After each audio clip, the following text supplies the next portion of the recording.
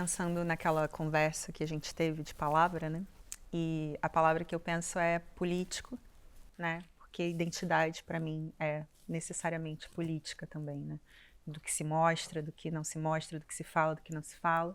E até essa conversa que a gente estava tendo um pouco antes, né? O lugar da nossa identidade muitas vezes não nos permite acessar outros espaços e outros conteúdos que falem de coisas que não sejam dessas dores e dessas problemáticas e dessas questões que estão sempre à volta, estão sempre acerca de nós, né? Então, também pelo direito de poder expressar uma identidade para além de, enfim, para... Daquela que é projetada Pois sobre é, a gente, né, o tempo exatamente. todo. Mas será que a gente consegue? Você já tentou?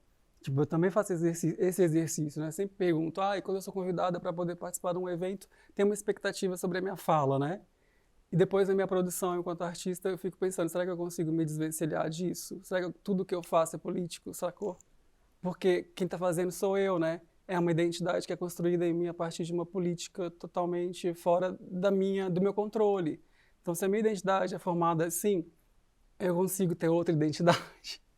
Uhum. Se eu sou isso, né? Se eu aprendi a ser isso, ou se eu, sei lá, Eu já me fiz essa pergunta também, e eu acho, e a minha resposta é sempre no sentido de negativo, que eu não consigo ser outra coisa senão o que eu sou, e o que eu sou é necessariamente político, incluindo a parte artística, né? Porque eu também, não me parece que eu tenha interesse, eu que venho de um lugar de fronteiriço, né, da identidade mestiça do Brasil, também eu passei muito mais tempo desconectada da minha identidade política do que conectada com a minha identidade política. Então agora eu estou num lugar em que me interessa o ser político. Porém, é importante que esse ser político também seja visto, como a Ellen disse, para além do discurso social e do debate social, racial, que tá, das identidades que estão aí em voga, né? Total. Porque a identidade não é isso, né? Político tudo é. Acho que isso é, de alguma forma a gente já percebe, mas eu acho que a identidade cultural, afetiva, enfim, de gênero, do que quer que seja, e a gente está muito ainda limitado, ou ainda nos limitam a observar por esses prismas e a gente não poder ir além, né? E transcender, ou pensar de outras formas, que vai ser sempre político. Que vai ser sempre... Acaba que a gente faz tudo assim pensando num objetivo também, né? Não sei se lembra que eu te falei ali atrás, a gente pode fazer arte abstrata, tipo, que alguma pessoa vai ver, mas não vai entender na hora que ele olhar. É diferente, a gente, não sei, a gente tem uma necessidade de mudança até do nosso contexto.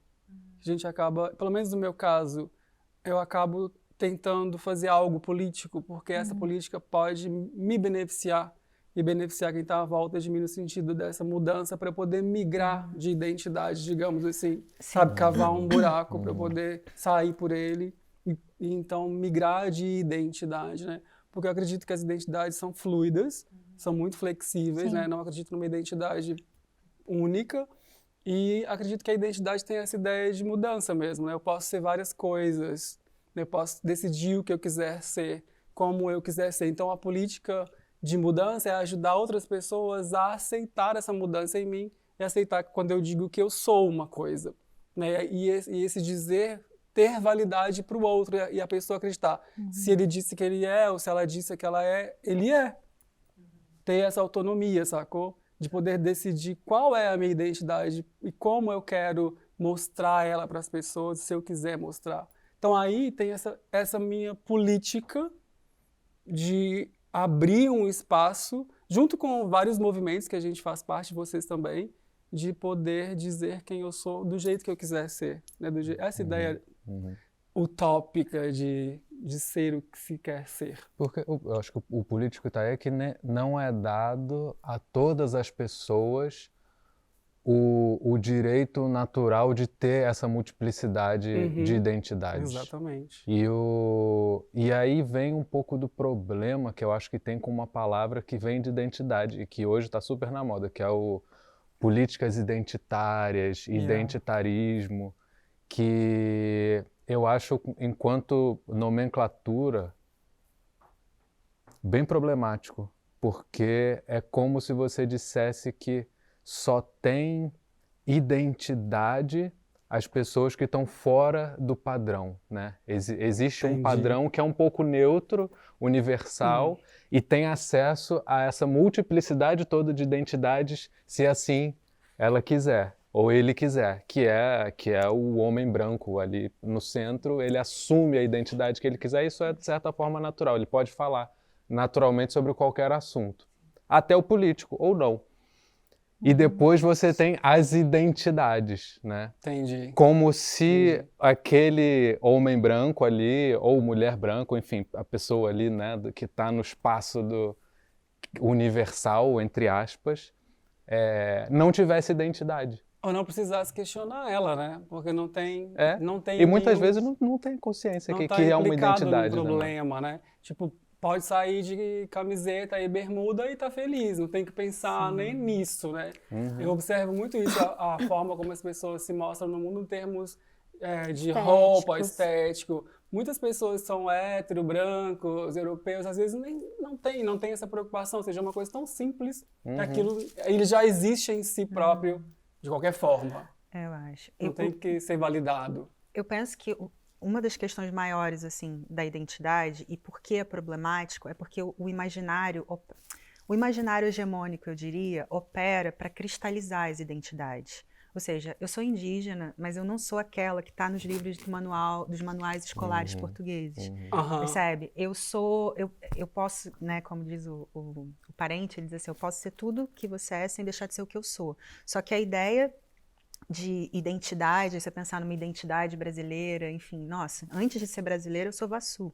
Então, assim, pensar uma identidade dentro do território nacional, ou pensar identidades, eu acho que é muito porque existe uma tentativa muito desesperada de cristalizar, porque a gente está vivendo, eu acredito muito nisso, a gente está vivendo um momento de fluxo, de muito fluxo, como diz o Nego Bispo, de confluências, de muita confluência de ideia, de muita coisa que a gente está, felizmente, colocando no mundo e felizmente podendo questionar, mas eu sinto que existe, principalmente por conta do capitalismo, por conta da monetização das coisas, uma ideia de vamos cristalizar aqui uma identidade e vamos dizer que isso pertence a tal determinado grupo, quando a identidade é justamente o que a gente está falando aqui, né? Um espaço muito mais fluido, um espaço onde a gente consegue... Então, tipo, pensar uma identidade nacional, por exemplo, pelo menos a partir de mim, né, na diáspora, que a gente teve essa conversa também, né? A gente tem aqui um Atlântico no meio, e aí como sou eu, pertencente àquele país, àquele território, aquela gente nesse espaço, e como é que eu afirmo essa identidade aqui, né? Ou não. Essa, né, que tu estava falando, que eu achei interessantíssimo. Se eu não quiser mais ser brasileiro, tem jeito. Posso devolver a minha carteirinha de brasileiro. Sim, porque é essa necessidade de entrar dentro de uma categoria, né? Faz parte da nossa formação enquanto sociedade, não enquanto pessoas. Ter que se encaixar dentro das categorias que já existem antes da gente decidir as categorias que a gente quer que exista, né? Então, eu acho que existe um movimento de novas categorias, né? Que é mesmo para romper com essas categorias pré-estabelecidas. Eu acho que esse movimento ele é muito difícil, e ele é um movimento muito político, por exemplo, na questão do gênero, né? O gênero hoje é uma das áreas onde mais se briga do ponto de vista político, porque é esse lugar de ter que se encaixar. Ver a sigla LGBTQIA+, né, que ela não para de crescer. Por isso, o crescimento das letras na sigla é um exemplo de como que as identidades são fluidas e elas não param de evoluir, de crescer. Mas ainda assim, elas têm as suas categorias, né? E muitas pessoas, pelo menos que eu conheço, que estão à minha volta, sentem incômodo de ter que se encaixar dentro daquelas letras. Né? Que você é o quê dentro dessa sigla, né? E isso incomoda muito, porque te obriga a fazer um exercício de busca de alguma coisa, né? De pertencimento. Eu preciso pertencer para existir enquanto pessoa numa sociedade. É muito difícil isso. Causa muita ansiedade social. Ter que dizer e ter que performar depois, né? Porque aí você tem que performar aquela categoria. Então, se eu sou brasileiro, eu tenho que performar várias categorias que esperam de mim, principalmente quando eu estou aqui, fora do meu lugar, né? A ideia de ser simpático, que é a primeira, né? Não tem como, o brasileiro é simpático. E é muito chato quando a pessoa não é simpática, aí você, tipo, é questionada, né? Se você, de fato, então, é brasileiro ou se você perdeu a sua brasilidade, né? Uhum. Eu acho que tem dois aspectos aí que você comentou, que eu acho que são são complementares, né? Quando a gente pensa na identidade política a partir, por exemplo, de reivindicações mais específicas, né? Pensando que todos os movimentos sociais, movimentos identitários, por exemplo, a gente chega onde a gente está hoje com um pouco mais de liberdade para dizer, um pouco mais assim, um pouquinho mais para dizer e reivindicar, inclusive, porque a gente reivindica politicamente uma identidade. Estou falando a partir do Brasil, né? A partir do território. Se eu estou ali, a gente está ali, a gente precisa primeiro se afirmar porque o Brasil tem, né? Isso primeiro partindo de lá para depois vir para cá. Uma política de mestiçagem, como bem foi dito, né? A gente pode pensar aqui em todas essas teorias lusotropicalistas, né, que animaram o debate de uma mestiçagem, de uma celebração, praticamente como se não existisse nada de ruim, e aí apagando identidades, apagando culturas e apagando povos que foram silenciados nesse processo. Então, nesse sentido, eu sinto que existe uma retomada da identidade para transcender, para dizer, olha, essa identidade é minha, mas eu não preciso estar presa a ela, eu posso ser o que eu quiser. E aí eu sinto que, a partir de lá, né? E aí quando a gente cruza o Atlântico, e aí, Jéssica, o que a gente faz quando a gente cruza o Atlântico? Eu acho que quando a gente cruza o Atlântico, a gente volta a ter o problema da cristalização e do debate que eu sinto que aqui, nesse território, nesse espaço, ainda está muito cerceado por uma mentalidade colonialista, patriarcal, branca, eurocêntrica, em que fica difícil expandir para além do que a gente quer dizer sobre o que a gente é, sobre o que a gente pode ser. Então, eu sinto, não sei, imagino que vocês também partilham essa dificuldade de expandir o debate. Quantas vezes em rodas de conversas dentro das bolhas identitárias, a gente fala, nossa, mas isso a gente estava conversando no Brasil há 20 anos atrás, há 10 anos atrás. Total. Então, existe esse movimento de resistência, no sentido de estar tentando bater contra uma parede dura, né? De ir e voltar, e que, de alguma forma, é retrógrado nessa sensação de que a gente está tentando voltar num assunto em que, poxa, eu já dei esse passo 2 anos atrás, 3 anos atrás, e eu estou tendo que dar esse passo de novo, né? Isso é muito cansativo, isso é muito exaustivo também. Eu tenho um exemplo um pouco prático disso, a respeito de exatamente isso, né? Dessa coisa cristalizada, mas ao mesmo tempo a gente precisa brigar por isso, que é, por exemplo, a ideia da língua portuguesa de que nós, brasileiros, não falamos português. Nós falamos brasileiro. A partir do Brasil, e aí eu estou muito, muito, muito influenciada pelo pensamento quilombola, né, do Nego Bispo, a ideia de domesticar a língua portuguesa e transformar ela no que quiser é incrível. Eu amo que no Brasil eu não falo português. Sim. No Brasil eu posso falar o que eu quiser. Eu falo quiser. Portupinês, brasileiro, no Brasil eu vou falar o que eu quiser, mas aqui, infelizmente, por conta dessa cristalização e por conta dessa estrutura, eu ainda preciso reivindicar uma identidade que nem eu mesma... Em todo tempo. O tempo inteiro eu preciso reivindicar. Eu fui colonizada, o nosso país foi colonizado, eu falo português. Embora no meu coração eu falo tupinês, eu falo o que quer que seja, mas infelizmente aqui, como uma estrutura que não me permite olhar para isso de forma honesta, porque eles estão sempre cristalizando, eu preciso assumir essa identidade. Eu preciso dizer, então, eu falo português. Porque a gente é isso, porque o que não está garantido é sempre necessário da gente precisar ficar se repetindo. E aí é que entra, eu acho que é muito dúbio, né, que é muito ambíguo daquilo que você estava falando. Porque ao mesmo tempo que a gente quer transcender e mostrar que a identidade é um lugar muito fluido e muito diverso, e a gente pode fazer o que quiser, a gente está presa a uma mentalidade absolutamente colonialista, binária, que se a gente não minimamente brigar por uma representação identitária, a gente vai ser meio que Apagado, né? A gente vai ser Mais- agarrado pelo sistema, né? Mais apagado, mais silenciado. Mas é engraçado porque, infelizmente, ainda a sociedade portuguesa, no geral, ainda tem um imaginário muito colado à época colonial, né? Ainda existe essa relação metrópole-colônia no imaginário popular, Sim. né? Não tem jeito. E quando a gente fala, abre a boca, né, vindo de um país que foi invadido, aciona logo essa imagem, né? Eles, vem do Brasil, vem de Cabo Verde, vem de Moçambique, e aciona esse dispositivo imaginário, né, na cabeça de muitas pessoas ainda. E, infelizmente, essa relação de subalternização existe, né? Ela existe não só no meio artístico, mas ela existe em todos os lugares em Portugal, né? Eu trabalhei quando eu cheguei aqui há muitos anos atrás. Eu comecei a trabalhar, eu vim fazer mestrado e trabalhei como empregado de mesa, né, no restaurante. E ali eu experimentei essa subalternização de uma forma muito forte mesmo. Porque não é só a relação serviçal enquanto empregado de mesa que acontece com outras pessoas de outras nacionalidades, mas principalmente porque eu sou brasileiro, né? Então aciona logo uma relação de distância. Aconteceu a mesma coisa quando eu fui fazer minha tese de doutorado aqui, que eu fui entregar a tese de doutorado escrita em português do Brasil e teve aquele momento, né? Aquele momento Muita de correção, gente sofre. todos nós momento. sabemos. Teve aquele momento. Eu falei assim, oi?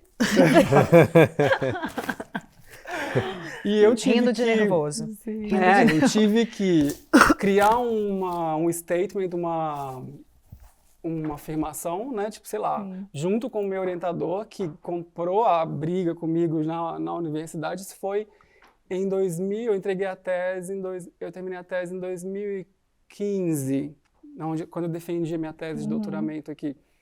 E a gente teve que fazer uma declaração mesmo na tese, explicando que a tese estaria escrita em português do Brasil. Uau! É por uma questão de lei mesmo. Incrível. Senão aquilo seria um ato xenófobo. Porque existe um acordo ortográfico, né? Desde, se não me engano, desde 92. Sim. E isso é um acordo que é uma lei. Ou seja, eu não sou obrigado a escrever em português de Portugal, porque eu falo a mesma língua, né? E as universidades, elas têm coagido muitos alunos a não escrever no português do Brasil ou em outro português de um país que fala a língua portuguesa como oficial, invocando essa ideia de que é uma língua diferente. E isso é xenofobia. Eu acho que falta muito até empoderar muitos alunos que vêm para estudar aqui, que sentem um certo receio por uma questão de hierarquia dentro das universidades, né? Então daí você vê uma dificuldade em afirmar a sua identidade a partir da própria língua, né? A partir do nosso próprio acento, né? A gente, quando abre a boca, não tem como Você falou esconder A, mais. percebe, sim. Porque Muita gente consegue disfarçar, né? Muita gente tenta Tenta disfarçar. disfarçar. inclusive. E é por isso que eu sinto que cada vez mais a gente não pode deixar as pessoas dizerem que a gente fala brasileiro. Porque se eu estivesse no Brasil, eu não falaria da forma que eu falo aqui. E eu não estou dizendo que eu domestico a minha língua aqui. Eu estou dizendo que eu danço com a língua. Eu quero dizer que se eu quero me fazer entender, eu vou dizer para a pessoa no português que se usa em Portugal. E vou dizer que às vezes eu acho bonito a forma que se expressa e tomo para mim. Como tem coisas que são inegociáveis para mim na minha língua, mas isso é português. Isso não é brasileiro, isso não é isso é português. E eu acho que essa é a básica da língua, né? É português na sua diversidade, é uma consequência do colonialismo, não tem como fugir disso. Inclusive isso determina a nossa identidade dentro do processo colonial. Porque a gente fala português, porém um português que tem uma influência muito absurda, né, muito grande das línguas indígenas, das línguas afro-brasileiras. Então, inclusive o português que se fala aqui tem muitas palavras nossas e a gente não está ali dizendo para as pessoas, não, oi, são nossas. Não, vocês então não falam português? Então vocês estão falando que é banto, vocês estão falando tupi? Não, a gente está aqui também, a gente não está determinando o outro através dessa penetração da nossa língua na deles, né? Mas o sentido de tipo... Mas isso é um sintoma mesmo, é um sintoma do tempo colonial, é a colonialidade que opera em atividade, é isso, ela está em atividade nos vários setores da sociedade portuguesa e uma das dos primeiros, né, das primeiras formas que isso é acionado é através da língua. Quando eu abro a minha boca, né, eu determino de onde eu venho, né, pros portugueses e portuguesas brancos principalmente, né?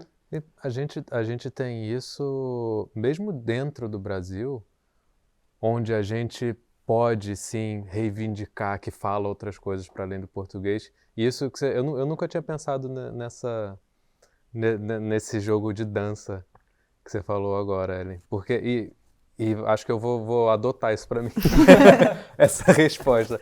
Porque eu sempre me senti muito perdido aqui, e desses 10 anos que eu vivo em Portugal, sempre me senti muito perdido diante dessa ambiguidade. Tipo, você fala brasileiro, não fala português, porque por um lado eu acho foda falar brasileiro. Que legal, realmente, é diferente, a gente transformou a língua e tal, mas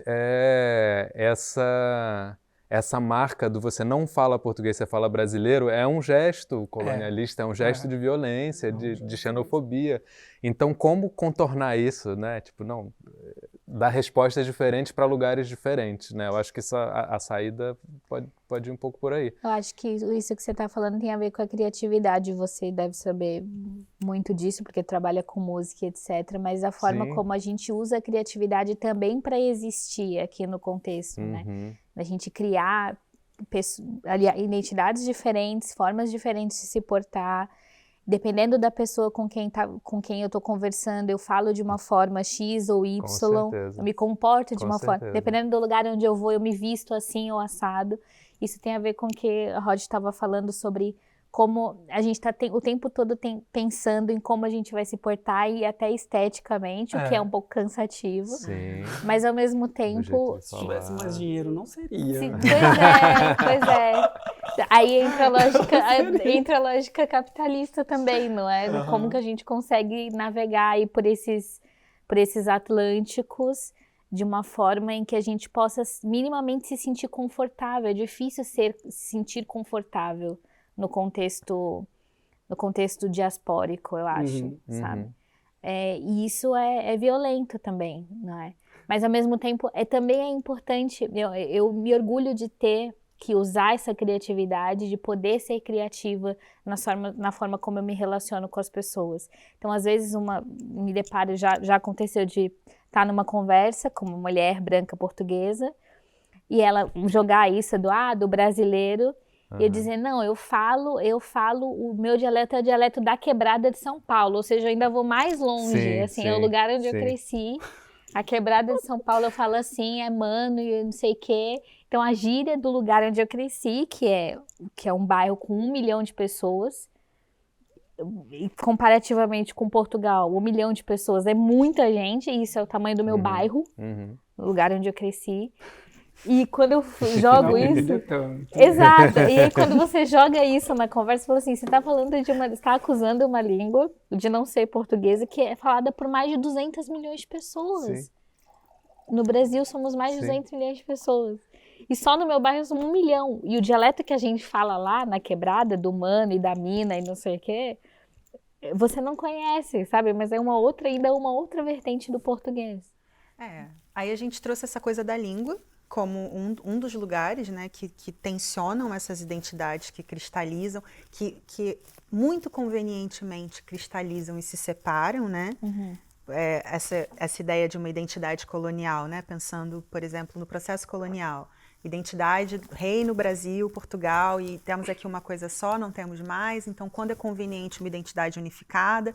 Quando não é conveniente, uma identidade unificada, no sentido dessa separação, que é muito clara, que é colonialista, que é racista, que é, enfim, que a gente sabe muito bem.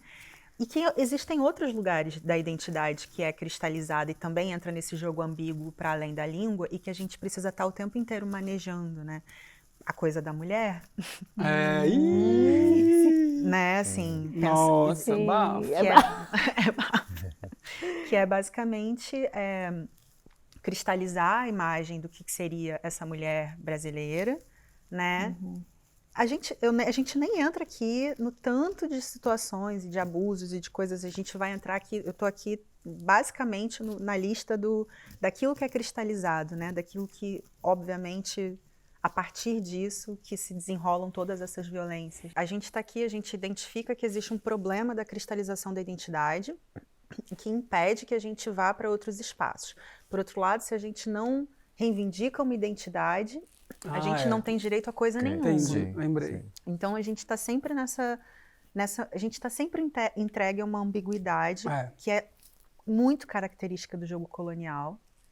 E, de alguma forma, e é isso que para mim é um grande paradoxo, porque a gente precisa o tempo inteiro jogar com isso, quanto à questão da sexualidade, que a gente estava conversando. Mas será que isso é porque a gente é imigrante?